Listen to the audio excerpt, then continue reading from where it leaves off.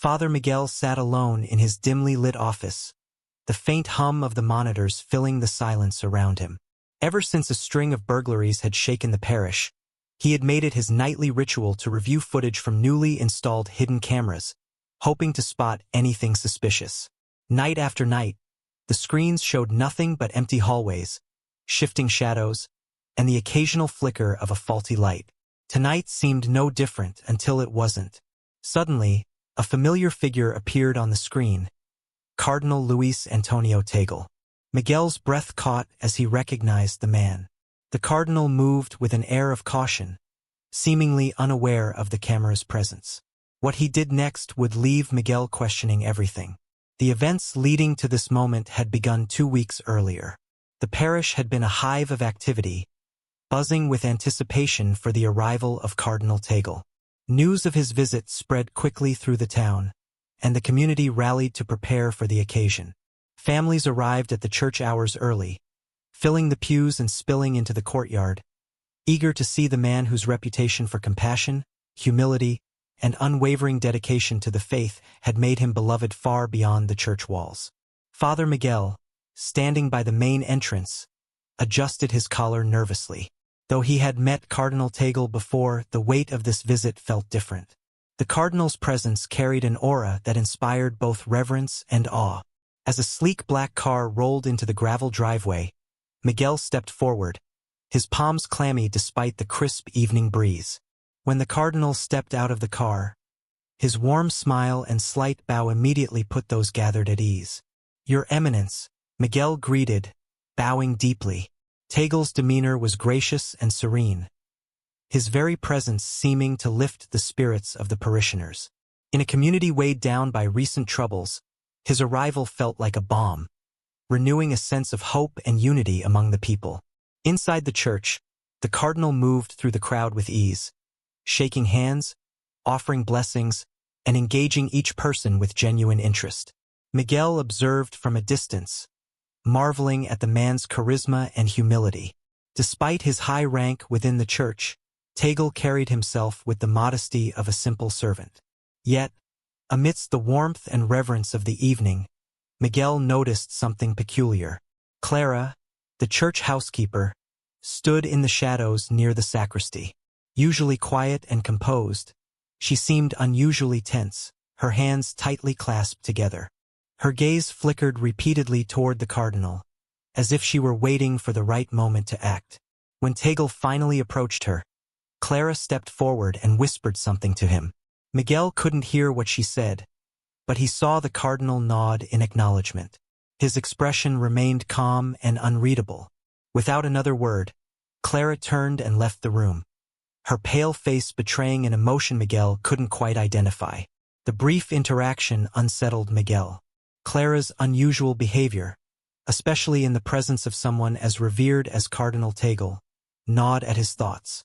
Though he tried to brush it off as nervousness from the day's significance, a nagging sense of unease lingered. Later that night, as Miguel prepared for bed, his phone buzzed on the nightstand. Groggy and disoriented, he reached for it. The caller ID displayed the name of the security company overseeing the church's cameras. His stomach sank. After weeks of uneventful monitoring, a late-night call could only mean trouble. "Father Miguel, we detected unusual activity on the church premises," the operator said. "You may want to review the footage from camera 3 near the east corridor." Miguel's heart raced as he dressed quickly and made his way to the small office housing the security monitors. The church was eerily quiet, its darkened corridors illuminated only by the faint glow of moonlight streaming through stained glass windows. Seated before the monitors, Miguel navigated to the footage in question. At first, the screen showed nothing out of the ordinary. Empty hallways, locked doors, and the stillness of the late hour. But as the timestamp crept past 11 p.m., a figure emerged from the shadows. Miguel's breath hitched. It was Cardinal Luis Antonio Tagle. The cardinal moved with purpose, his steps deliberate yet cautious. He paused occasionally to glance over his shoulder, scanning his surroundings as if ensuring he was alone. Miguel leaned closer to the screen, his pulse quickening. What could the cardinal be doing at such an hour? The footage grew more troubling. The cardinal approached Clara's quarters, his movements measured and intentional.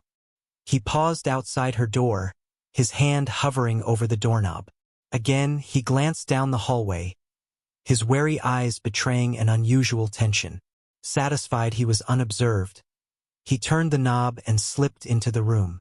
Miguel froze, his mind racing to process what he had just seen. The sight of such a respected figure moving so covertly sent a wave of doubt and confusion crashing over him. His initial instinct was to dismiss it. Surely there was an innocent explanation. But the secrecy, the glances over his shoulder, and the late hour all painted a troubling picture. Miguel replayed the footage, scrutinizing every detail.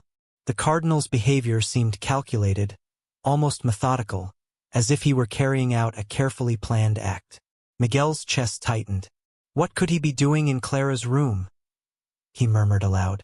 Dark possibilities began to creep into his thoughts, clinging stubbornly despite his efforts to push them away.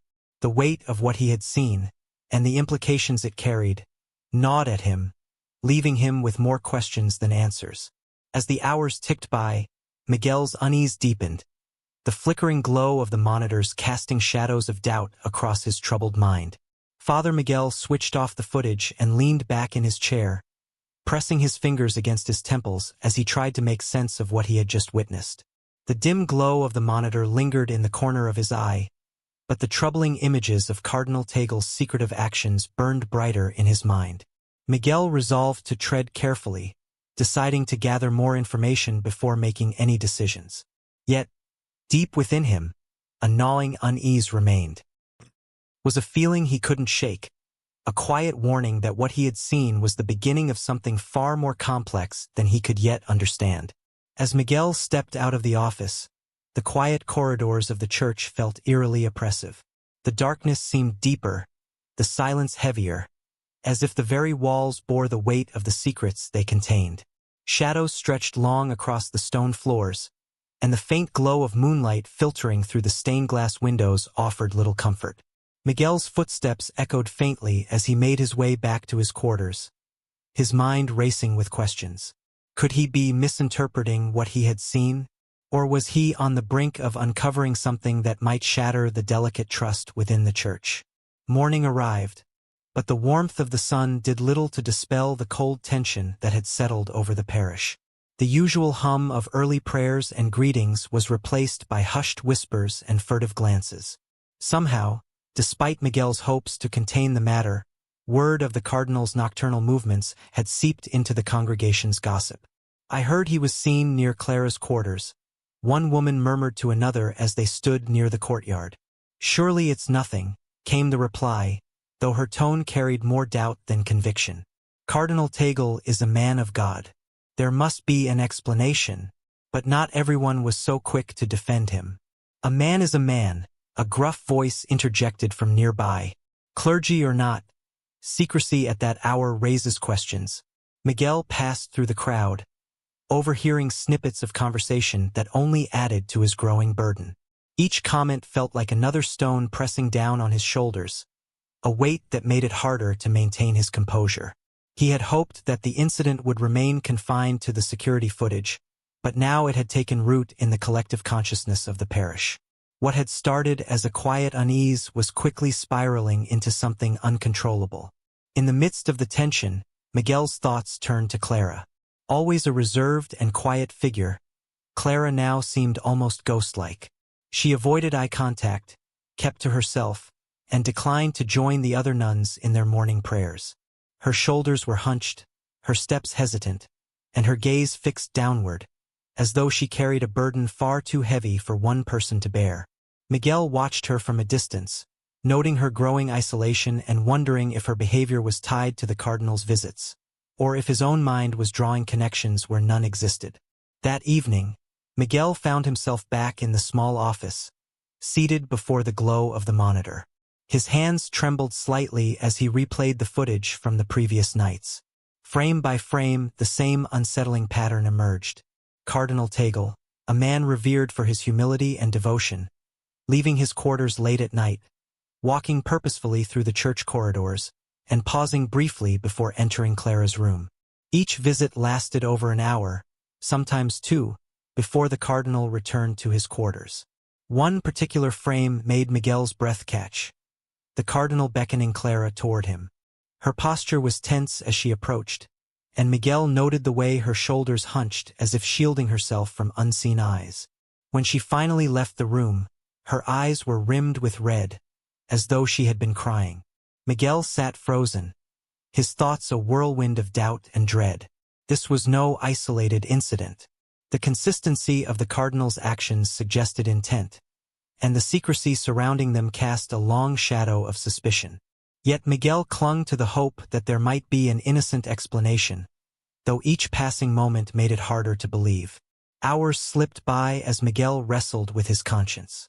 To confront Cardinal Tagle would mean risking everything: his position, his reputation, and potentially the stability of the church itself. But to remain silent felt equally wrong. How could he, as a man of faith, turn a blind eye to something so troubling?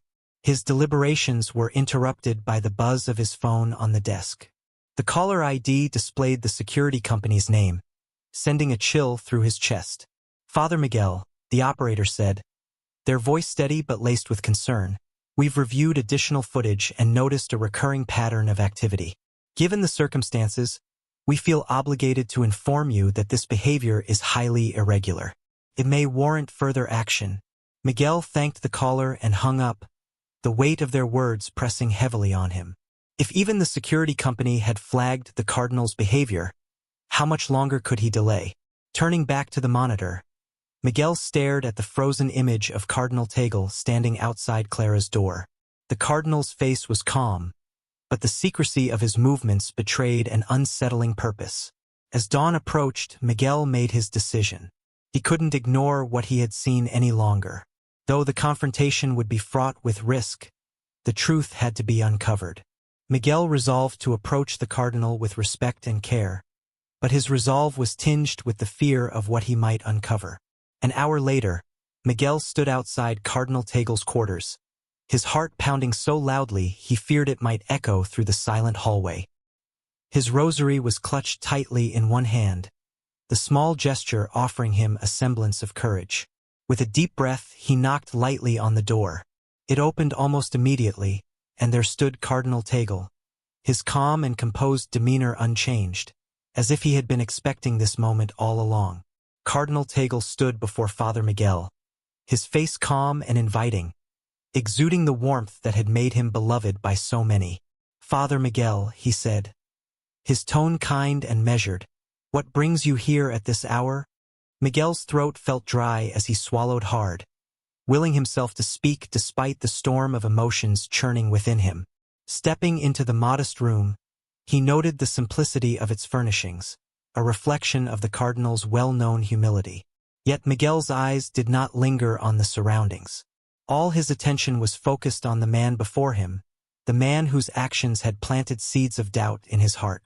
"Your Eminence," Miguel began, his voice trembling slightly, "there's something I must address with you, though it pains me to do so." Tagle gestured for Miguel to sit, his serene expression unbroken. "Please, speak freely," he urged, his tone gentle but unwavering. Miguel hesitated, his words caught in the tangled web of his thoughts. He took a deep breath, forcing himself to continue. "Over the past several nights, I've observed activity on the security footage. You've been visiting Clara's quarters late at night. The secrecy, the timing, it has raised questions that I can no longer ignore." For a moment, the room fell into a heavy silence, the weight of Miguel's words hanging in the air. Miguel braced himself for the cardinal's reaction, expecting defensiveness or even anger. But to his surprise, the cardinal's expression softened. There was no sign of indignation or offense, only a quiet understanding that seemed to reach out and steady Miguel's racing heart. "Sister Clara has been struggling with severe depression," Tagle said gently, folding his hands as he spoke. "She approached me privately during my first day here, seeking guidance and solace. She feels isolated, burdened by guilt she cannot shake, and overwhelmed by the expectations placed upon her." Miguel blinked, stunned into silence. The cardinal's words cast an entirely new light on the situation. Memories of Clara's pale face, her hunched posture, and the way she had withdrawn from the other nuns replayed in his mind, now imbued with a deeper understanding. The late-night meetings, Tagle continued, his voice calm but tinged with empathy, were her request. She felt safer speaking under the cover of darkness, away from prying eyes and the inevitable questions that might follow. I agreed to meet her at those times, not to hide anything, but to protect her privacy and dignity. She feared how others might perceive her struggles, and I wanted to honor her trust. Miguel felt the weight of his own assumptions crashing down around him. He had doubted the integrity of a man so revered, allowing his own fears and the parishioners' whispers to cloud his judgment. "I understand your concern, Father Miguel," the cardinal said, his voice steady and kind. "But sometimes, as servants of the Church, our roles demand discretion. My only intention was to provide Sister Clara with the solace and spiritual counsel she so desperately needs." Relief flooded Miguel's heart, mingled with a profound sense of guilt. He lowered his head, his voice barely above a whisper. "I am sorry, Your Eminence. I allowed doubt and fear to blind me to the truth." Tagle placed a hand on Miguel's shoulder, his touch both reassuring and grounding. "We are all human, Father Miguel," he said, his tone filled with wisdom and compassion. "Even in our faith, fear can creep in. What matters is that we act with humility and seek the truth, as you have done tonight." As Miguel left the cardinal's quarters, a sense of peace began to settle over him, though it was tempered by the realization of how easily appearances could mislead. He resolved to carry this lesson forward, to temper his judgments with understanding and to approach future challenges with both caution and compassion. Later that afternoon, as the church bathed in the soft glow of the setting sun, Clara approached Miguel in the quiet stillness of the chapel. Her steps were hesitant, her voice soft and almost trembling as she spoke. "Thank you, Father, for understanding and for keeping my struggles private," she whispered, her words heavy with the weight of relief.